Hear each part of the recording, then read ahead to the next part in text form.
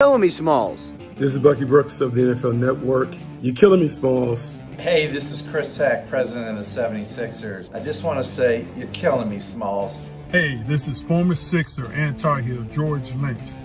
Smalls, you're killing me. Hi, this is Kenny Albert. You're killing me, Smalls. You're killing me, Smalls.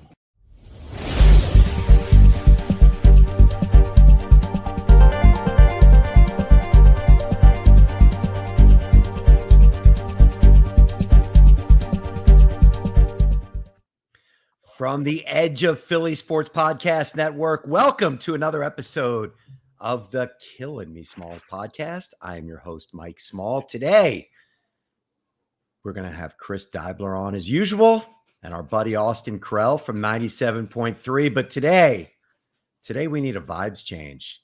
I mean, who slept well last night after Harper, Turner, and Castellanos went a combined 0 for 23 over the last 2 days? Who slept well after the stinking Eagles beat my Dolphin? Oh, yeah, you guys slept well. So it's been a rough week for me. And what could change the vibe in Philadelphia more than talking about your Philadelphia 76ers? I mean, talk about, the Phillies not being able to win in a 3-2 closeout game when you had two shots. We would never have to deal with that with the six. Oh, yeah, that's right. That did happen last year. Anyway, we're going to change the vibe. We are going to change the vibe. The Sixers are totally normal. There is nobody on the team that doesn't want to be. Oh, wait. We got that Harden thing. Guys, I need you to help me. What the hell are we looking forward to this year? Tyrese Maxey and Nick Nurse. And you have the MVP. Who wants to go to New York, apparently. I don't believe any of that. At least not yet. No, I think that would definitely be a team on the short list if it ever got there. It would be like Miami. It would be New York, I believe. Maybe the Lakers. I think it's wherever Damian Lillard is. He loves Damian Lillard. So interesting. Well, I'll tell you, remember Dame gave him a shot. I think at the end of Game 7, there was that comment where Embiid said, James and I can't do this ourselves. And Embiid, and I think Dame retweeted him with the eyes emoji, right? Am I making that up? I think I remember that. I don't remember. It's so many repressed memories ago with this town. I know. I know. God, we are a bunch of sad sacks. We got to turn this around. But all right, so let's start there. Keith Pompey reports that the Knicks would be interested in offering 3 shitty players and 3 crappy draft picks for Embiid. That's not exactly something that's enticing. Do you think that that would be coming from Embiid's camp to be like, look, there's going to be stuff that I'm going to be interested in if you guys don't get this Harden thing right? That was my take from it. What do you guys think? I can't say that I know who Keith's source is. I tend to think that stuff that comes from Joel is going to Ramona Shelburne. That would be my interpretation. Mm-hmm. But I mean, I think this is just kind of the inevitability and the reality of the modern NBA when guys are on teams that consistently, fail. That they're superstar players. There's going to be a heavy bit of buzz, whether it's credible or not, about what they're going to do if they fail again. Even if it's a good bit Joel's fault. This is just this is going to be the inevitable scuttlebutt, if you will, about his future in Philadelphia until they get over the hump or until he squashes it permanently and says, I want to be here forever. Okay, let's get into it. So today there was some Harden news. James Harden showed up to go to the airport with the Sixers and was told to go back to Camden and start ramping up. My favorite NBA term, ramp up. Had all summer, but let's go ramp up. So your thoughts on, was that a physical thing? Was it, we just don't want this guy anywhere near us right now? We're getting close to a trade. What are you thinking? Do you want me to go? Go ahead, Dubs. It's just one of those classic cases of you can't break up with me because I'm breaking up with you. Kind of drama here. I hate it, man. It's like, why can't the Sixers just be normal for once? Like it's just every single season we get the same shtick. But like the Sixers are, I think, doing it smart. I think they are, they truly are ramping them up because there is no alternative. There is the true. Hold on, my daughter Eva, you go later. So I think the Sixers are better with Harden on the court. There's no alternative, and what they need to do is also fast forward Tyrese Maxey and put the ball in his hands and get as much data as possible to see how he grows as a playmaker. So it's a bind, but for me, I think it's a good thing that he reports, but I still don't believe he's going to go against his word. I still think he's going to. Eva, should Joel Embiid stay with the Sixers? What do you think? Eva's out. What do you think? What do you think, bro? I would say this. I think with James, first of all, everyone was like assuming that he got kicked out of practice or whatever. Like he was told to, stay behind. He just missed the last week plus. My understanding of the situation is that the label of it being a personal thing that he was tending to elsewhere is accurate, despite what people think. I think there are some things happening that he had to tend to. That it might have helped his narrative that he wants out there to also be away, but I do believe there were things that he was legitimately tending to while he was away. So it could be that they're trying to get him back, into the most healthy shape they can. I mean, I think as people who are not inside the organization, literally, I think it's kind of like we just assume he just shows up and it's like, all right, he's in shape or not. Because there's a lot of checks and balances of this medical person and that medical staff, and this has to be done, and can he pass this test or that test, and they want hamstrings to be healthy and whatnot. So I do think there are multiple layers of him having to go through physical assessments before they are comfortable letting him play. As someone who was away for a week plus. So I think that is real.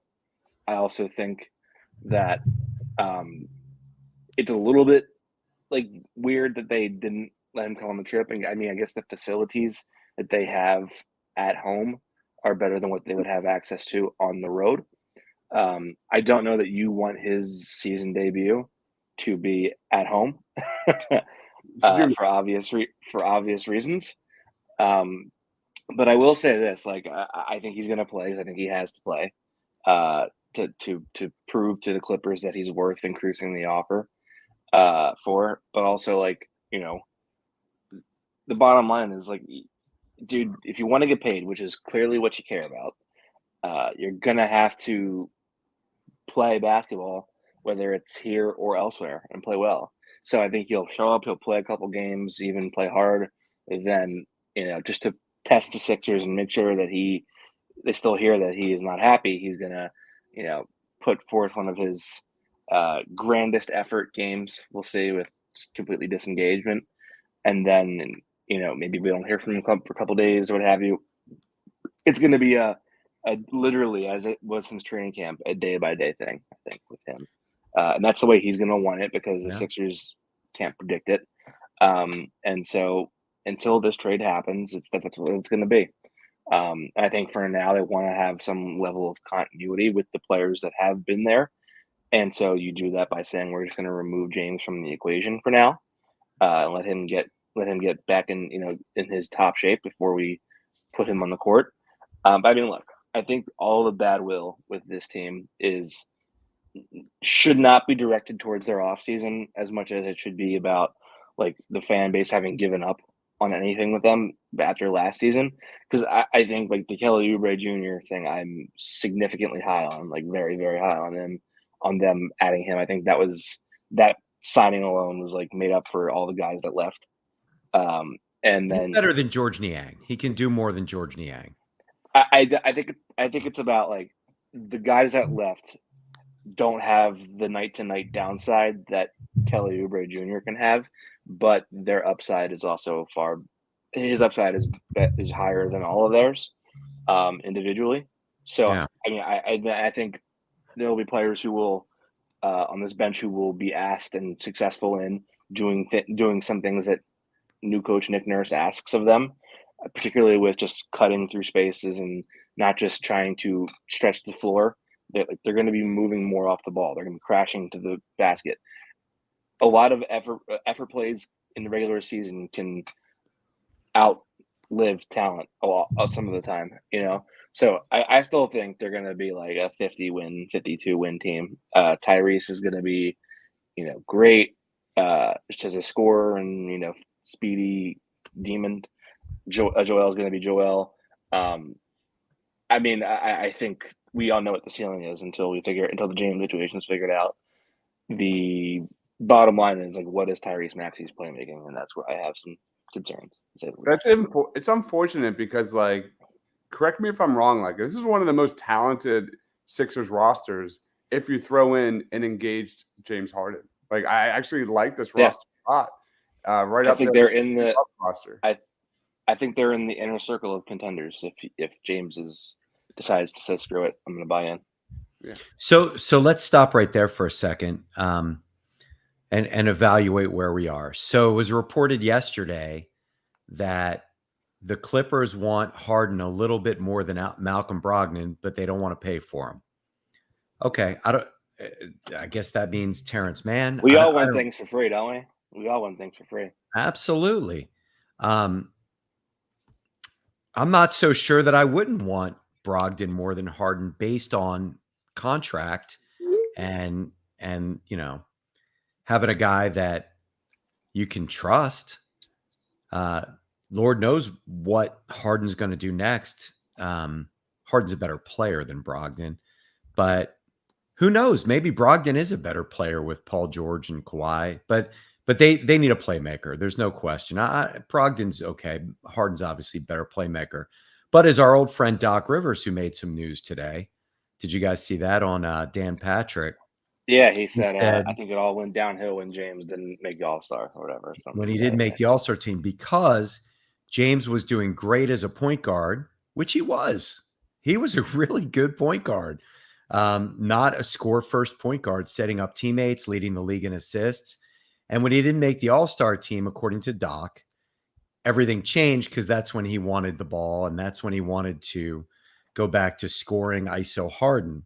Now, if you're the Clippers and you hear that, it's got to have some credibility and it's got to scare the hell out of you when you've got Paul George and Kawhi on your team, no? Yeah.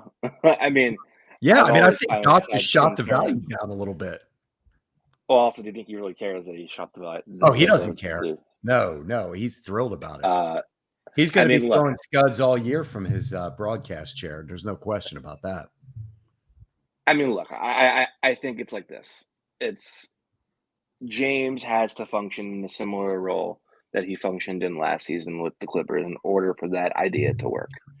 And the Clippers, by the same token, they're looking at this era slipping away. They paid all these picks to get Paul George and then by association, Kawhi Leonard. And so there is a level of desperation there. But, I mean, if I'm James, I'm mad at the Clippers too. Like, you know, like, dude, you say you want me, but you're not willing to give up Terrence freaking Mann to get me? Terrence freaking Mann, 27 years old and has, like, barely averages 10 points a game. Can you help me with that? Like, what are we doing here with Terrence Mann? Like, just give me 2 second-round picks instead of Terrence Mann, and I'm fine. I mean, what are we doing here with this? So why is Morey enamored with this? I don't think he actually is enamored with it. I don't either. What do you think's going on with this? I don't think that. I think Terrence Mann is more so like okay, well, if you're not going to get us the picks that we want, then we're going to be stuck on Terrence Mann until you get us the picks that we want. Mm-hmm. And so that's going to be what it is. I mean, What am I missing? Who cares about Terrence Mann? I mean, he's, it's like, the Clippers overvalue Sixers, him because it's like the Sixers holding up the Ben Simmons deal because of Seth Curry last year. I mean, or 2 years ago. What's the difference? the Clippers tend to value Terrence Mann, in my opinion, because he's like the one guy they've drafted over the last however many years that has been like a good diamond in the rough type find for them. So there's like some like a level of emotional investment in him. But also the Clippers look around and they're thinking like, why do we have to pay more for James Harden when no one else in the league clearly wants him? And I mean I can understand that. But if I'm the Sixers, like, okay, fine, I have the asset that you want. We're gonna watch your season play out. What if Kawhi tweaks his knee and is out for a month? What if Paul George tweaks his, it hurts his back and is out for a month? Then what are you gonna do? Another year wasted of this era for you? And then, so I mean, the Clippers might feel compelled with the new arena coming in. The first year with this new state of the art building that is the new home of the Los Angeles Clippers. Hey, we want to have like a sexy team ready to go. Maybe that's three-headed monster: Kawhi, Paul George, and James Harden. So while everybody's manipulating the media in this world that we live in now, with the Woj bombs and the shams and all this other crap, and giving stuff to Ramona Shelburne, whatever. Why is Daryl Morey not dropping rumors that the Heat or the Bulls are interested in Harden and creating something other than it's Clippers or bust? I mean, honestly, first of all, who cares what Harden wants? If somebody will take him, they'll, How do we know he's not doing that? And the reporters that he's dropping to are then going to sources on those teams who are disproving it. Like, you could have one guy spreading a big rumor, but if you have four other guys who are credible spokespeople for that franchise saying that's not true, you're going to say, okay, well, I think I know what the truth is now. He's got plenty of reporters that kiss his ass that would absolutely write it. Hey, I need you to write a story. They would totally do it. I'll promise you 2 scoops on this. Get this out there. There's no question in my mind. Yeah, I mean, I think there has been a little bit of like murmuring that the Heat should, in theory, pursue James Harden because they didn't get Lillard. But I mean, there's nothing like there's no like cohesive rumor on that. So, okay, today is October 25th. Is James Harden on the Sixers December 1st? No. Where is he? Clippers probably is what I would say. I think ultimately what this is this trade is the idea here is to orchestrate a deal to where you get the James Harden proceeds and you take those and you go to the Chicago Bulls and you're like, we know you don't want Zach LaVine's contract. You are 7 games under 500. This is a shit show. It's time for you guys to blow it up. Let's do it. Come on. We have all this stuff that we're willing to give you. I think that's probably by my own thought, that would be the end goal. Is to, because I think Zach LaVine is somebody that Joel likes. My understanding from what I've heard is that that's a guy they view fondly, Zach LaVine. Does he work out with Drew Hanlon with him? I don't know if it's with the Hanlon guy. Drew Hanlon. Yeah, he is a Hanlon guy. Yes. Yeah. So that's how there's the connection. Interesting. I thought all along Zach LaVine's the perfect Sixer to complement. He's not a playmaker. Tobias would have to go probably because, right? That's the tricky part. See, I don't know because I think you can make the argument that you want somebody like a Tobias to stay in Philly because of you can't have this much change. Like, it's a revolving door. Joel said you need some consistency. You need as many bodies with experience here that are, repeat teammates of Joel Embiid. You need as much cohesion as you can instead of trying to change the DNA in the first month of the season. So I think you can make a case that you do want to keep Joel. You do want to keep Tobias, but I mean, also I think it's time Joel take a little bit of ownership of the franchise and be like, this is what I want. This is what would make me happy. This is what I want. And no more of these, I'm going to passively say it's not my job, but then quietly hint that this is the guy that I would want. And at this point, I think it's you got to do what it takes to keep Joel in Philly as long as you can. Am I the only one that thinks that a shooting guard with very little playmaking background can't develop playmaking ability? Like, isn't it something you've kind of had to do since high school? Am I missing something here with Maxey? I love him to death, and I don't think there's anything he can't do that he puts his mind to it. But I'm not expecting a good playmaker out of him. I just, maybe the way the offense can run, you don't need one. And there'll be some DHOs and some different wrinkles. And I definitely think there's been a huge coach upgrade. But am I crazy to think that? It's what we're going to find out. I mean, I thought he was pretty good in the pick and roll last year. I think, he definitely can improve as a defender. He can't be one dimensional. This is the secret sauce to the Sixers growing as a team and becoming a contender. But Maxey and his growth with his shooting and things like that, I am kind of looking forward to how Maxey takes another step, especially in those DHOs. He didn't do a lot of it last year. I think we'll see a lot more this year with Nurse. But I think probably if I was a betting man, I'd probably say he's probably what he is. And that's not a knock on him, but he's probably like a 20 points per game scorer, more so like a sixth man of the year kind of dude, in the lines of like a Lou Williams or something like that. That's a microwave scorer. I think there's better odds on that for sure. You can't deny that. I think he's better than that. I think he's, I think he's a starter and a fringe all-star. I'm concerned about the playmaking. I want to see how he grows in the fourth quarter with Joel Embiid. That's what I will be watching. That's a good one. I What think about he's more you? than a fringe? I think he's more than a fringe all-star. I wrote this in a column I published on Monday, I think. And where do you read your columns? Let's give you a plug. 97.3 ESPN. They're always very good. Thank you. Where my one of my three main dislikes of the preseason was that I didn't feel like Tyrese had shown me enough as a playmaker in the half court.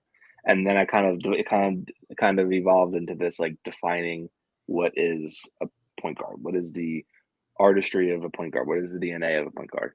And I think what it is like any good basketball player can make the right reads within the confines of an offensive structure. Like you run double drag, you run pick and roll, you run any kind of set. They can find the open man out of that and find that guy. And Tyrese can do that pretty much no problem. It's how do you govern an offense? How do you navigate? How do you set things up when there is no structure, when there is chaos, when there's no organization for you to operate and follow under? And I'm not sure that I've seen to date the instincts out of him where it's like, okay, this is how I'm going to get two guys on me. This is how I'm going to leverage my own threats, my speed, my shooting, my downhill attack. I have this flat-footed big in front of me. I'm going to beat him with my right hand and then draw the low man out, and then I'm going to fire the opposite corner. All of those things that are intuitive, not pre-programmed reads.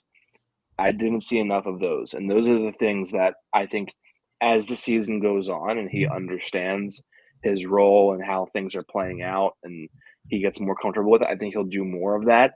But as of now, like, okay, great. You can thrive when when they call a play and it's like, okay, I know this play, bing, bang, boom. This guy's open on the left side. Got it. What do you do when on a scramble? What do you do when there is no play to call? What do you do when they take the first two looks of the play away and you're 8 seconds left on the shot clock and the ball's in your hands? Those are the things that you need to understand as a point guard. And, okay, how do I create an open shot out of nothing here? Like there was in the first preseason game, this was a great play. It was Tyrese beat a guy in front, drew the little man out, and then Jaden Springer cut through the zipper in the paint. And Tyrese drew two guys and then fed him with a dump off pass, and he dunked the ball. It was a beautiful play made. It was a great example of how to draw to, and then, what was just reported? Clippers pausing James Harden trade talks with Sixers. Oh, good.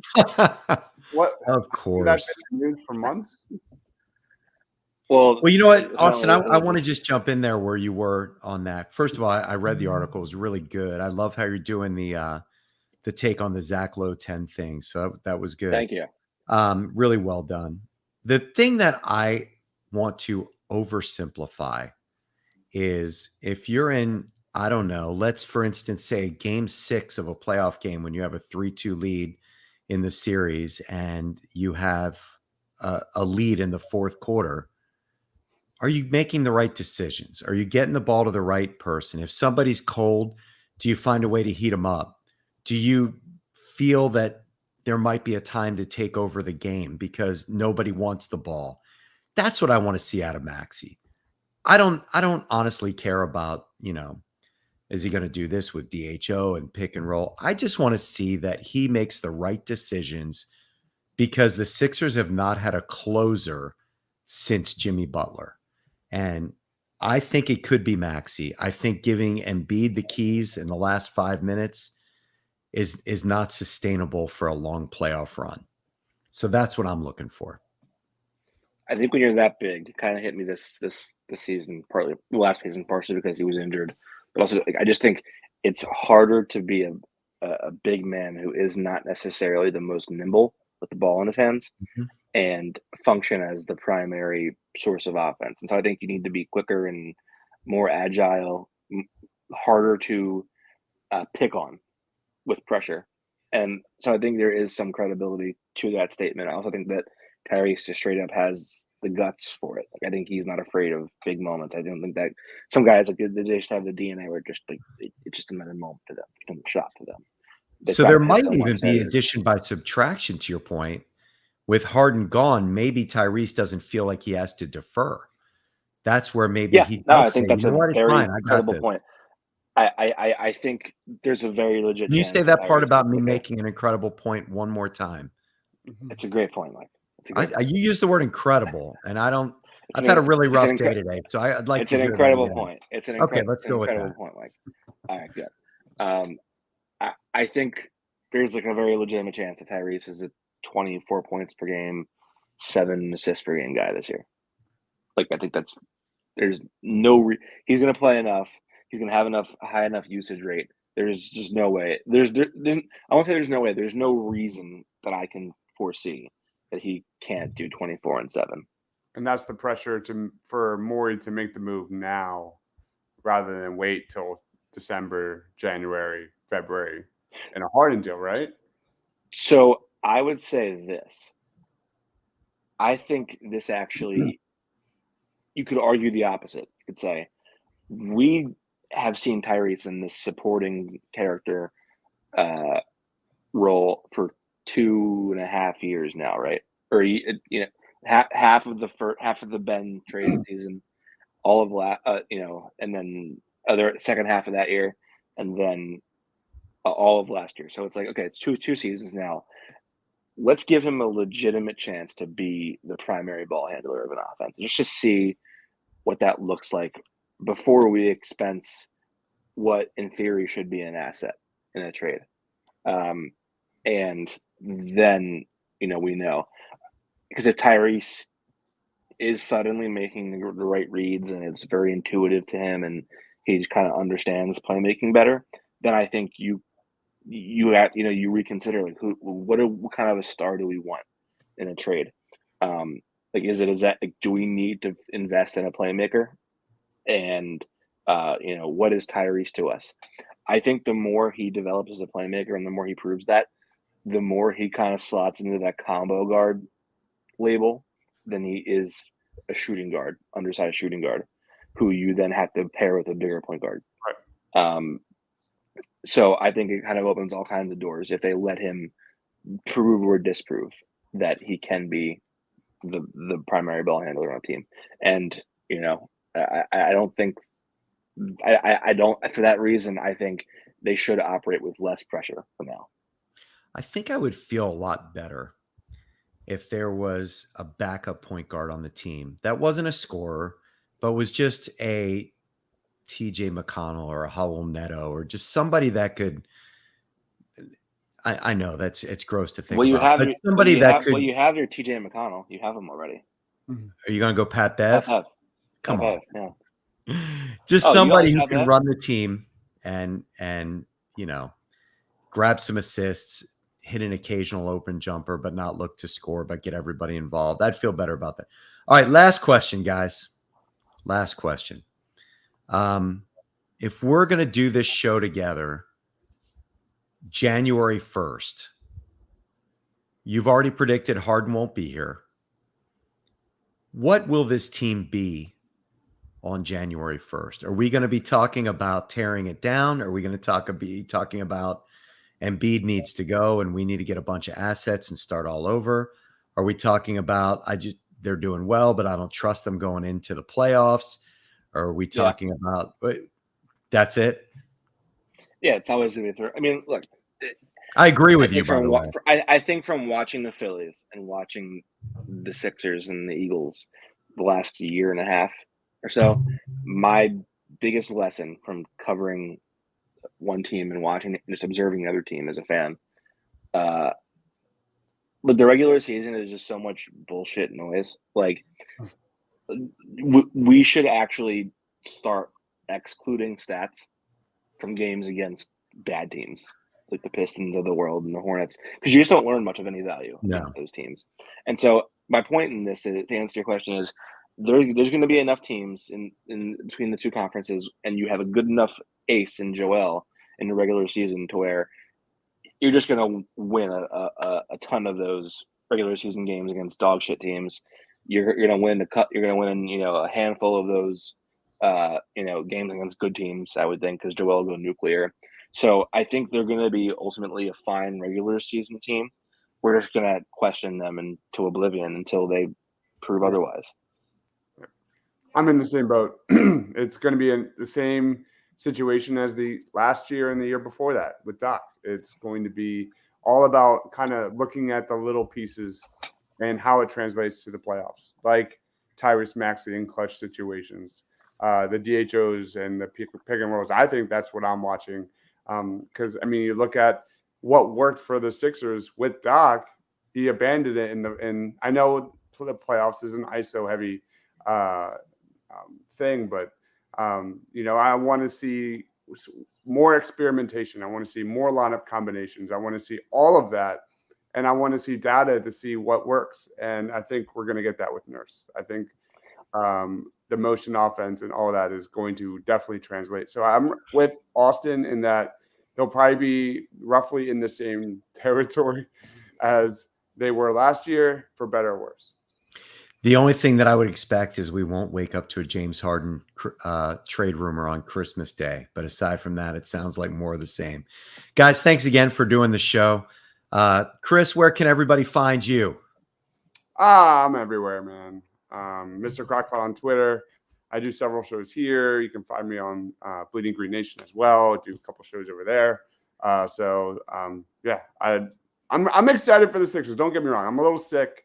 My voice is still coming back from last weekend and everything, but I am excited for the Sixers and all the pieces they added. And Tyrese Maxey, I trust, I guess. I'm pretty sick of the Phillies is what I'm sick of. I know, man. I'm just beat, man. I felt like I just got beat. I'm not dancing on my own today. Krell, where do we find you? 97.3. All the great work you do. Where do we find you on Twitter and everything else? You can find me on Twitter at NBA Krell. I cover the Sixers for 97.3 ESPN, South Jersey, via their website. So you can follow on there. I will be there all season long, chronicling this theoretical basketball team. The best. Hopefully we'll have you back a bunch. I always enjoy having you on the show. Chris, I love working with you. Subscribe to the Edge of Philly Sports. All kinds of good podcasts. This is one of them. There's other ones as well about the Eagles, Sixers, Phillies, Flyers, pop culture, all kinds of cool stuff. So check it out. Maybe by next time I'll go full Amish and I'll just have the beard down to my chin. So you the said beard you down to weren't going to my, shave chest. until the Phillies lost. Now that they lost, I'm expecting you to shave your head. Well, so you know what? There's one thing that I can absolutely agree with James Harden on. It's that shaving sucks, and I just hate it. So I'm just gonna keep the beard as long as I can. I think honestly, You got to be born with a baby face, so you don't have to do it every other day like me. Guys, thanks again for joining the show. Thank you for watching the Killin Me Smallz podcast. Subscribe to Edge of Philly. We'll see you next week. Thanks, everybody.